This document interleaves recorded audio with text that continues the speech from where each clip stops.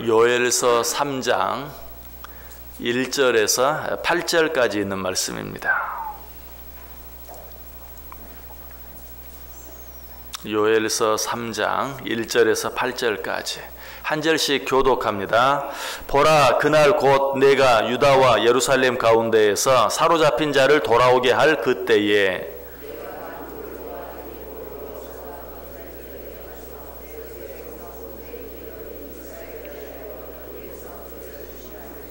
이는 그들이 이스라엘을 나라들 가운데 흩어버리고 나의 땅을 나누었음이며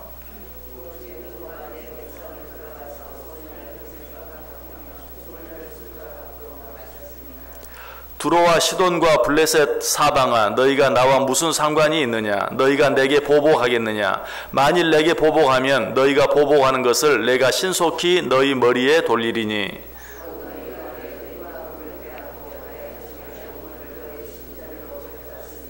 또 유다 자손과 예루살렘 자손들을 헬라 족속에게 팔아서 그들의 영토에서 멀리 떠나게 하였음이니라.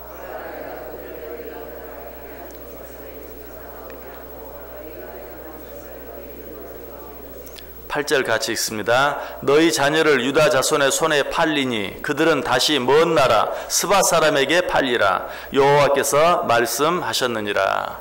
아멘. 요엘서 3장 시작하게 되었는데요. 오늘 본문 1절부터 3절까지의 말씀에는 이스라엘의 악한 대적들이 하나님의 백성인 이스라엘 백성들을 어떻게 핍박했는지 그리고 어떻게 괴롭게 했는지에 대해서 적나라하게 언급되어 있습니다.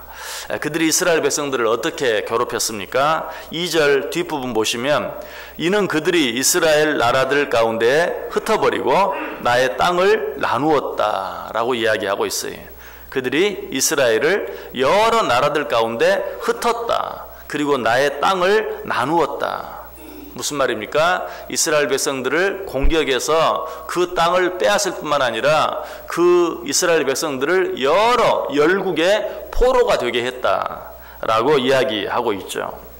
또 3절에도 보시면 또 제비 뽑아 내 백성을 끌어가서 소년을 기생과 바꾸며 소녀를 술과 바꾸어 마셨다. 이스라엘을 공격해서 이스라엘 백성들을 이방 여러 나라들의 포로로 잡혀가게 했는데 그냥 포로로 잡혀가도록 가만 내둔 것이 아니라 제비 뽑아 그렇게 하였다라고 이야기하고 있어요. 예전에는 다 종들을 이렇게 파는, 옛날 흑인들도 이렇게 돈 주고 종으로 노예로 파는 그런 일들이 있었죠. 그런데 단순히 돈을 받고 파는 것은 좀 나아요. 제비를 뽑아 그들로 하여금 종이 되게 했다라는 말은 이 사람들을 가지고 노는 거예요. 모욕하는 거예요. 그냥 돈 받고 파는 정도가 아니라 이들에게 수치심을 갖게 하고 이들을 모욕하기 위해서 제비 뽑아 그들을 이방 여러 나라들의 종이 되게 했다. 종으로 나누어 주었다 하는 그런 의미. 뿐만 아니라 어떻습니까? 소년을 기생과 바꾸었다.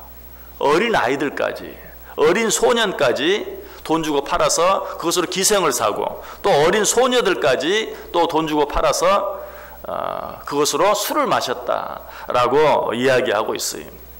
얼마나 이방 나라들이 하나님의 나라 이스라엘 백성들을 정말 추악한 그런 여러 가지 죄로 인하여 괴롭게 하고 힘들게 했는지에 대해서 이야기하고 있는 것이, 우리들은 이런 일들을 우리들이 일제시대에 겪었던 그런 지금도 문제가 되는 위안부 사건을 통해서 기억하고 있죠. 바로 그런 일들을 하나님의 나라 이스라엘 백성들에게 행하였다 하는 것을 이야기하고 있어요. 그런데 이것들도 그들이 지은 죄의 전부가 아니. 4절 보세요. 곧 너희가 내 은과 금을 빼앗고 나의 진귀한 보물을 너희 신전으로 가져갔다. 이스라엘 백성들을 그렇게 포로로 잡혀가게 했을 뿐만 아니라 그들이 가진 모든 재물을 약탈하여 자기들이 섬기는 신전으로 가져갔다. 자기들의 신에게 바쳤다. 이스라엘 백성들의 재물뿐만 아니 이스라엘 백성들이 하나님을 섬겼던 성전의 금은 기명들까지도 다 빼앗아서 자기들의 신전으로 가져가고 자기들의 신에게 바쳤다 하는 것을 이야기하고 있습니다. 그리고 6절에서는 앞에서 지었던 죄를 또 한 번 좀 더 구체적으로 또 유다 자손과 예루살렘 자손들을 헬라 족속에게 팔아서 그들의 영토에서 멀리 떠나게 하였다. 아까는 그저 팔았다, 종으로 팔았다라고만 이야기했는데 좀 더 구체적으로 헬라 족속에게 그들을 팔아서 그들의 영토에서 멀리 떠나게 하였다. 그 땅에 포로가 되게 하고 종이 되게 해서 자기 조국에서 살지 못하도록 하였다 하는 것을 이야기하고 있는 것을 보게 돼요. 자, 이런 사실들을 통해서 우리가 제일 먼저 기억해야 할 사실은 무엇일까요? 이 세상에는 하나님의 자녀들, 하나님의 백성들을 무고하게 괴롭히는 악한 세력들이 항상 있다. 지금 오늘 요엘서 당시에도 하나님의 백성들을 무고하게 괴롭히는, 단순히 괴롭힐 뿐만 아니라 그들을 조롱하고 모욕하는 그런 일들이 있었던 것을 우리에게 보여주죠. 이 세상은 항상 그래요. 성경 전체를 통해서 우리는 이 사실을 알게 돼요. 하나님의 자녀들, 하나님의 백성들을 괴롭게 하는, 그들이 편안하게 사는 것을 보지 못하는 악한 세력들이 항상 존재한다. 그래서 예수님께서도 요한복음 15장 18절 이하에서 우리에게 말합니다. 세상이 너희를 미워하면 너희보다 먼저 나를 미워한 줄 알라.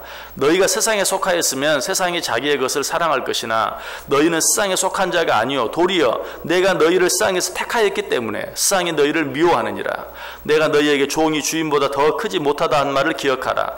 사람들이 나를 박해하였은즉 너희도 박해할 것이요 내 말을 지켰은즉 너희 말도 지킬 것이라. 그러나 사람들이 내 이름으로 말미암아 이 모든 일을 너희에게 하리니 이는 나를 보내신 이를 알지 못함이라. 이 세상에는 하나님의 백성들을 괴롭히는 자들이 항상 있다. 너희들이 그런 일을 당할 때 그들이 너희를 미워하기 전에 나를 미워했다는 사실을 기억하라. 그들이 너희를 미워하는 것은 당연하다. 왜? 그들은 세상에 속하였는데 너희들은 세상에 속하지 아니하고 하나님의 나라에 속한 자들이기 때문에 그들이 너희를 미워하는 것이다. 자, 이 말씀을 통해서 우리는 이 세상에서 어떤 자들로 하여금 괴롭힘을 당하고 미움을 당하고 핍박을 당할 때 어떤 생각을 해야 합니까? 아, 나는 이 세상에 속한 자가 아니라 하나님 나라에 속한 자이구나. 그 일로 인해 실망하거나 낙심할 것이 아니라 내가 하나님 나라에 속한 자, 하나님의 선택을 받은 자라는 사실을 다시 한번 확인하고 오히려 어떻게 해야 돼요? 기뻐할 수 있어야 돼요. 감사할 수 있어야 돼요. 왜 세상이 우리를 미워합니까? 또 한 가지 이유를 아까 이야기해 줬죠. 그것은 무엇입니까? 이는 나를 보내신 이를 알지 못함이니라.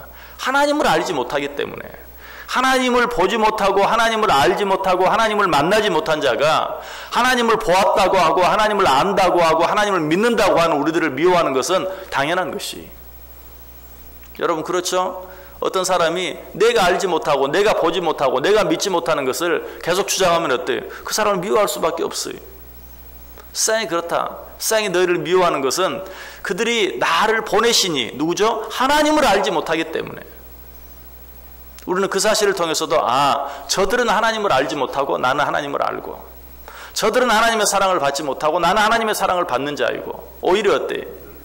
그 일로 인해서 실망하고 낙심할 것이 아니라 기뻐하고 즐거워해야 한다. 무엇보다도 이런 일들로 인해서 두려워할 필요가 전혀 없어요. 왜? 오늘 본문 1절이 말하죠. 보라, 그날 곧 내가 유다와 예루살렘 가운데에서 사로잡힌 자를 돌아오게 할 그때에.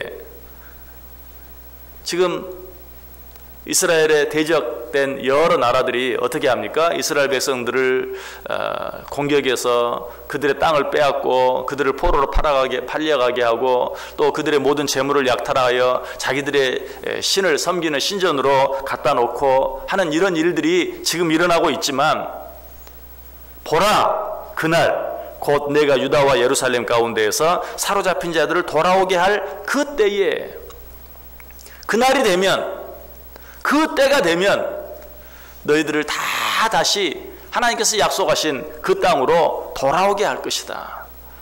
너희들로 하여금 포로에서 해방되어 자유함을 얻게 할 것이다 라고 하나님께서 약속해 주고 있어요. 우리가 어려움을 당하고 핍박을 당할 때가 있어요. 고난과 시련을 당할 때가 있어요. 그러나 하나님 분명히 약속하세요. 내가 너희들에게 약속한, 내가 너희들에게 허락한 그 땅으로 돌아오게 할 날이 반드시 있다. 이 말씀은 우리가 이미 생각한 요엘서 2장 마지막 절 32절 말씀과 연결이 되어져요. 요엘서 2장 32절 보면 누구든지 여호와의 이름을 부르는 자는 구원을 얻으리니 이는 나 여호와의 말대로 시온산과 예루살렘에서 피할 자가 있을 것이며 남은 자 중에 나 여호와의 부름을 받을 자가 있을 것임이라. 여러 가지 많은 시련과 환난과 어려움이 닥치겠지만 그 시련과 환난 가운데서 끝까지 참고 인내하여 마지막까지 남은 자들, 그리하여 여호와의 이름을 부르는 자들, 그들을 내가 다 돌아오게 할 것이다. 그들을 내가 구원할 것이다. 그들을 내가 그 어려운 가운데서 건져낼 것이다 라고 하나님께서 말씀하고 계시는 것이. 자, 그래서 이미 말씀드린 것처럼 어때요? 우리는 끝까지 남은 자들이 될 수 있어야 돼요. 하나님께서 우리를 반드시 구원해 주시는데 뭐라고 말합니까? 그러나 그때까지, 그 마지막 날까지 견딜 자가 몇이나 있겠느냐? 참고 견딜 자가 몇이나 있겠느냐? 여러분, 우리에게 많은 어려움들이 있어요. 시련들이 있어요. 그러나 우리는 그런 일들 가운데서도 끝까지 하나님 바라보면서 끝까지 주의 이름을 부르면서 마지막까지 남은 자들이 될 수 있어야 돼요. 하나님께서는 그런 자들과 함께 하시고 그런 자들을 구원해 주신다라고 말하고 있어요. 뿐만 아니라 마지막 때가 되면 어떻게 한다고 합니까? 우리를 괴롭게 하고 힘들게 한 그 모든 악한 자들 하나님께서 공의로 심문하시고 심판하시겠다라고 말하고 있어요. 2절 보세요. 내가 만국을 모아 데리고 여호사밧 골짜기에 내려가서 내 백성 곧 내 기업인 이스라엘을 위하여 거기에서 그들을 심문하리라. 하나님의 백성들을 괴롭게 하고 힘들게 한 자들, 그런 자들을 내가 심문하겠다. 그들의 죄를 낱낱이 밝혀내겠다라고 말하고 있어요.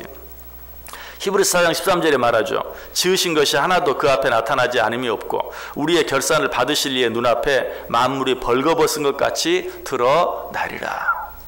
여러분, 세상을 살면서 억울한 일들이 있습니까? 무고하게 괴롭힘을 당하는 일이 있습니까?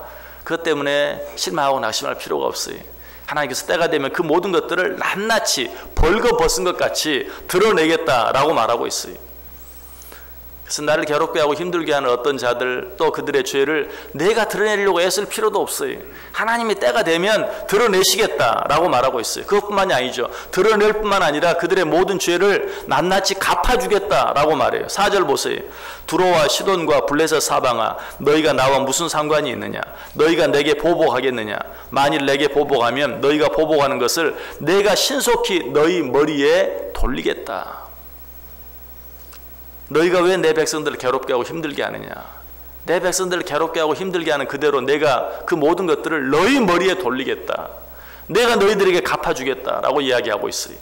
7절 8절도 보세요. 보라, 내가 그들을 너희가 팔아 이르게 한 곳에서 일으켜 나오게 하고 너희가 행한 것을 너희 머리에 돌려서 너희 자녀를 유다 자손의 손에 팔리니 그들은 다시 먼 나라 스바 사람에게 팔리라. 여호와께서 말씀하셨느니라. 보라, 내가 그들을 너희가 팔아 이르게 한 곳에서, 너희가 내 백성을 종으로 팔아 노예로 살게 한 그곳에서, 포로가 되게 한 그곳에서 내가 너희들도 그곳에서 살게 하겠다.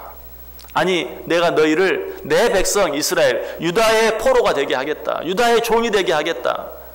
그리고 그들이 또 너희를 다른 나라에 팔게 만들겠다. 무슨 말이에요? 본문 이야기한 그대로, 너희들이 한 그대로 너희들에게 갚아주겠다라고 이야기하고 있어요. 하나님께서는 당신의 자녀들이 당한 고난과 고통을 절대로 모르는 채 하지 않으신다는 것이, 그 모든 것을 갚아줄 날이 있다라고 이야기. 하나님께서 당신의 백성들을 괴롭게 하고 힘들게 한 자들에게 이처럼 무섭게 말씀하시는 이유가 무엇입니까? 하나님께서는 당신의 자녀들이 당한 고통을 당신 자신이 당한 고통으로 생각하세요. 누군가 당신의 자녀들을 괴롭게 하는 것을 당신의 자녀들을 괴롭게 하는 것으로만 생각하는 것이 아니라 당신 자신을 괴롭게 하시는 것으로 생각해요. 이 사실을 어떻게 알 수 있습니까? 사도행전 9장 4절에 보면 바울 되기 전 사울이었을 때 하나님 믿는 자들을 괴롭혔죠. 핍박했죠. 그들을 잡아 죽이는 일에까지 참여했죠. 그때 그 사울을 향해서 뭐라고 말합니까? 땅에 엎드려 들음에 소리가 있어 이르되 사울아 사울아 내가 어찌하여 나를 박해하느냐. 사울이 박해한 자들은 누구였어요? 하나님을 믿고 따르는 자들이었어요. 그러나 하나님께서는 그를 향해 뭐라고 말해요? 네가 왜 나를 박해하느냐. 당신의 백성들, 당신의 자녀들을 박해하는 일을 당신 자신을 박해하는 일로 생각하고 그렇게 말씀하시는 것을 보아요. 여러분, 하나님께서 우리를 그렇게 사랑하신다는 것이, 누가 우리를 괴롭히면 마치 그가 하나님 자신을 괴롭히는 것으로 생각해. 그리고 반드시 그 일에 대해서 보응해 주시고 갚아주신다는 것이, 그러므로 우리는 우리를 괴롭게 하고 힘들게 하는 어떤 일, 어떤 사람 때문에 두려워할 필요가 전혀 없어요. 무엇보다도 하나님을 향해 원망할 필요가 전혀 없어요. 창세기 12장 3절에서는 하나님께서 믿음의 조상 아브라함을 향해 이렇게 말하죠. 너를 축복하는 자에게는 내가 복을 내리고 너를 저주하는 자에게는 내가 저주하리니 땅의 모든 족속이 너로 말미암아 복을 얻을 것이라. 여러분, 이 약속은 하나님이 아브라함 한 사람에게만 한 것이 아니라 믿음으로 말미암아 아브라함의 후손된, 믿음의 후손된 우리 모두에게 주시는 말씀이, 너를 저주하는 자는 내가 저주하고 너를 축복하는 자는 내가 축복하리라. 그러하여서 너로 하여금 복의 근원이 되게 하겠다. 여러분, 이것이 하나님께서 우리에게 주신 약속이, 우리를 저주하는 자가 있다면 하나님께서 그들을 저주하겠다. 우리를 축복하는 자들을 하나님이 그들도 축복해 주겠다. 그래서 너로 하여금 복의 근원이 되게 하겠다. 얼마나 아름다운 말씀입니까? 우리는 이 사실을 붙잡아야 돼요. 때때로 억울한 일이 있고 힘든 일이 있을 때, 내가 왜 이런 일을 당해야 되는지 이해할 수 없는 일이 있을 때 하나님이 하신 말씀, 두려워하지 말라, 염려하지 말라. 너를 저주하는 자는 내가 저주하고 너를 축복하는 자는 내가 축복하겠다. 그래서 너로 하여금 복의 근원이 되게 하겠다. 너로 하여금 세상 모든 사람들이 복을 받게 하겠다라고 우리에게 말씀하고 있어요. 여러분 가운데 어떤 일들이 있습니까? 어떤 시련, 어떤 환난, 어떤 고난이 있습니까? 그 일은 우리가 원망할 일이 아니, 그 일 때문에 우리가 실망하고 낙심할 일이 아니, 오히려 기뻐하고 감사해야 할 일이, 그 사도 바울이 로마서 5장 3절 4절에 말하죠. 다만 이뿐 아니라 우리가 환난 중에도 즐거워하나니 이는 환난은 인내를, 인내는 연단을, 연단은 소망을 이루는 줄 알미라. 무엇보다도 하나님을 믿는 것 때문에 우리가 핍박당하고 손해보고 고난당하는 자들에게 무엇이 있다고 말합니까? 상이 있을 것이다 라고 이야기하고 있어요. 마태복음 5장 10절과 12절에 말합니다. 의를 위하여 핍박을 받은 자는 복이 있나니 천국이 저희 것이며, 나를 인하여 너희를 유혹하고 핍박하고 거짓으로 너희를 거스려 모든 악한 말을 할 때에는 너희에게 복이 있나니 기뻐하고 즐거워하더라. 하늘에서 너희의 상이 크미니라. 이 세상에서 내가 어려움을 당할 때 내게 어려움을 주는 그들을 하나님이 책망하시고 심판하시고 그들을 저주하실 뿐만 아니라 그 일로 인하여 고난당하고 핍박당한 그 모든 일들에 대해서 하나님께서 우리에게 천배 만배로 갚아주시겠다. 너희가 지금 당하는 고난은 장차 받을 하나님의 영광, 하나님의 나라에서 받게 될 그 영광과 좋게 비교할 수 없다. 오늘 하루 어떻게 살기를 원하십니까? 이 세상에는 어려움이 있어요. 내 마음대로 되지 아니하고 내 뜻대로 되지 아니하고, 또 왜 하나님을 믿고 사는 내가 이런 일들을 당해야 하는지 정말 받아들이기 힘든 일들이 있어요. 그러나 하나님께서 오늘 우리에게 분명히 말씀하십니다. 그 모든 일들에 대해서 공의로 심판하시고 판단하실 뿐만 아니라 하나님의 이름을 인하여 억울한 일을 당하고 힘든 일을 당하고 괴롭힘을 당하는 모든 자들 하나님께서 천배로 만배로 갚아주시겠다. 그들을 위하여 준비된 하늘의 상이 크다. 그들을 저주하는 자를 내가 저주하고 그들을 축복하는 자를 내가 축복하겠다 라고 말씀하고 있어요. 이 약속의 말씀 붙잡고 사도 바울이 우리에게 이야기하는 것처럼 오히려 기뻐하고 즐거워하라. 하늘에서 소망이 크다. 또 하늘에서 너희를 위해 예비하신 상이 크다 라고 말씀하신 이 말씀 붙잡고 이 하루도 두려워하지 아니하고 어떤 일 때문에도 원망하거나 또 낙심하지 아니하고 오직 하나님을 향하여 기뻐하고 즐거워하고 감사하며 살아가는 복된 승리의 하루 될 수 있기를 주님의 이름으로 간절히 축원합니다.